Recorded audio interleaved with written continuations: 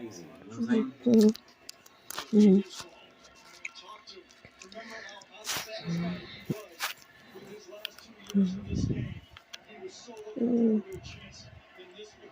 Because you should easily be able to make $100 on a Friday night ballet, easily, Dang. and that's being lazy. Mm-hmm.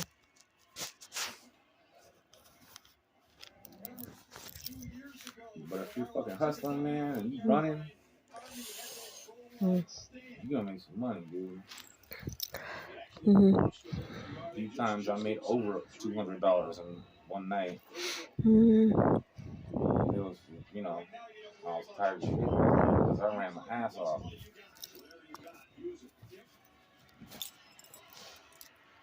But you always get people that are fucking lazy. You know, you ain't gotta run as fast as you fucking can all the whole time. You know what I mean? Mm-hmm. Like you need to develop yourself a rhythm. You know what I'm saying? Like a jog, a certain speed that you can maintain efficiently and consistently throughout the whole shift. If you can do that, man, you can make good money every day. You're gonna make some money, man. Mm-hmm. They always get motherfuckers in there that were lazy. Mm-hmm. And they would run like, because I watched them, they would run like 3 steps and then walk like 6 steps. Mm-hmm. Then they would run, and then they would walk. Mm-hmm. And then you run, and then they walk. Mm-hmm. You ain't gonna make no fucking money like that, man. You ain't gonna lose no weight. You're not gonna improve your health and get any kind of benefit from it, dude. Oh my god. I hired this white kid, man. He couldn't drive a standard Mm-hmm. transmission, Mm-hmm. manual transmission. Mm-hmm. And I'm just like, you can't drive a 5-speed, a manual transmission vehicle? Mm-hmm. You won't be interested. Mm-hmm. Oh, yeah. This gotta be pretty entertaining. Mm-hmm. And it was. But not only that, on top of that, this motherfucker was lazy as shit. Fucking lazy. Mm-hmm. You know, I'll be the first to admit I'm fucking lazy, alright? Pretty lazy motherfucker. This dude put me to shame, man. Like, I was like, Jesus, man, how do you even wake up? Like, you that fucking lazy. How do you open your eyes and shit, man? Get out of bed. Fuck. Dude didn't want to do shit. Mm-hmm. 17 years old. He wasn't super fat or nothing, but you know, he's a big guy. Red hair, freckles. Lazier than shit. Mm-hmm. And I hated being on shift with that motherfucker, man.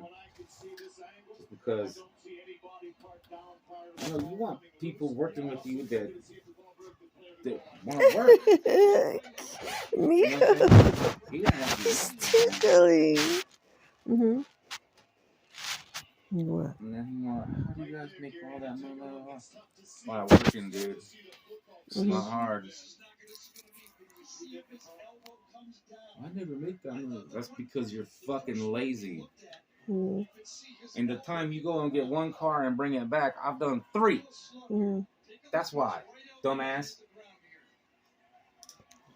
Look at this baby. Look at this baby. Look at this baby. I remember one time, like the first time they put me as lead ballet supervisor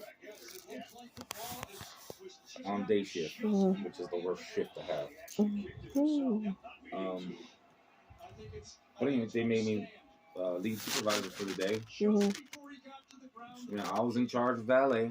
I was running the show. Who do I get with me on day shift? That fucking red-haired, freckle-faced, lazy fucking bastard. That's who I got. And I was like, oh man, shit.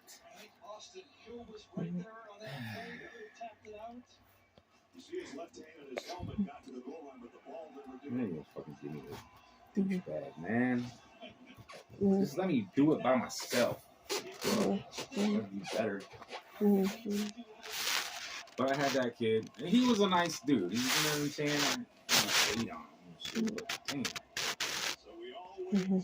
So it's day shift. Day shift is 7 a.m. to 3 p.m.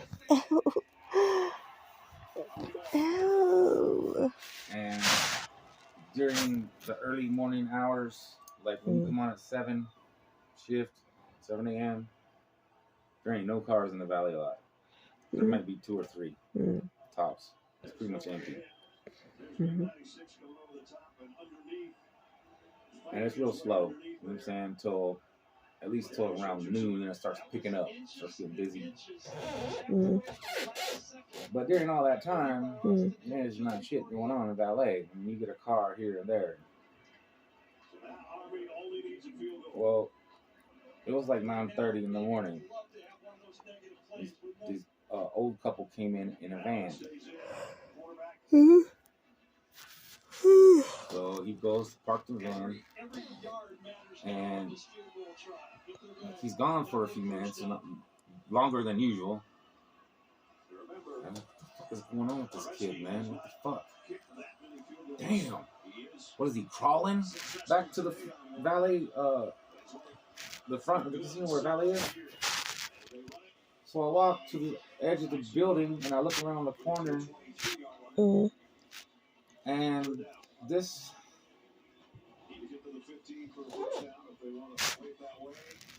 valet lot has 3 cars in it.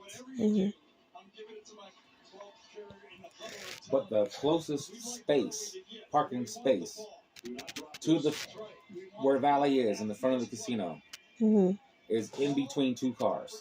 Okay?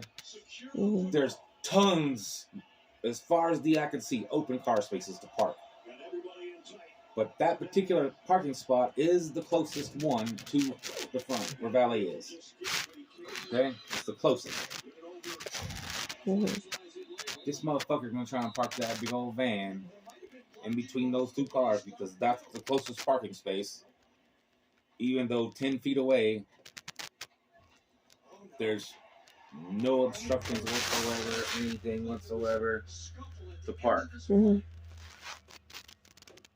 But he's gonna park it in between these 2 other vehicles because that's the closest spot. The shortest distance that he's gonna have to walk to get back to the front. And I know I didn't walk around the corner, but I was waiting, and he come back around, and he's like, so we got a problem. And I was like, what do you mean we got a problem? He goes, well, I was like, don't even tell me you fucking scratched up their van or dented their van, dude. There's nobody here. And he's like, well, yeah, I kind of hit one of the other cars in the lot and kind of scratched it a little bit. And I was like, scratched it a little bit? I was like, all right, well, stay right here. Let me go look real quick. So I went around the corner to where the valet lot starts, and it's not that far. Okay. I went around the corner of the building, and I looked, and this motherfucker, like this down the side of the van, has a big, huge fucking gash where it's just scraped. All right, it's not just a little scratch. I'm talking like the car's dented in. This shit is digging into the metal, like this far down the side of these people's fucking van. Yeah. So I get back up there to the front where a valet. And as soon as I get up there, she's like, so do you think I'm in trouble? I was like, trouble? I was like, I think you're fucking fired. He's like, no. And I was like, you're fucking gone, buddy. He was like, really? And I was like, dude, you fucked up their fucking car, man. Yes, you're fucking fired. I don't have the authority to fire you. But as soon as Scott hears about it, you're gone, buddy. I'll tell you right now. No, I don't think it was like. Trust me, you've worked your last day for the Horseshoe Casino. I promise you. So I go in the valet booth, get on the phone. I call Scott. Hey, Scott, and he's the one that hired this kid. Mm. Hey, Scott, your guy that you hired the other day has crashed a customer's van in the lot, and it hit another customer's car too. He's like, what? It's like 10 o'clock in the morning. There shouldn't even be any cars in the lot hardly. Like, yeah, I know, but you know, it's what it is, man. You hired him. He's like, oh, I'll be around there in a minute. So he come around there. Well, he went over and looked at the cars first. And then he came up to the front, and he told the kid, he's like, all right, come with me. And he came over to me. He's like, can you handle it just for about 30 minutes? So and so, I forget who it was. One of the regular valet guys called him, and they were coming in. So he's like, they'll be here. They're on their way now. And I was like, yeah, I got you, man. Don't worry about it. So one of the other normal valet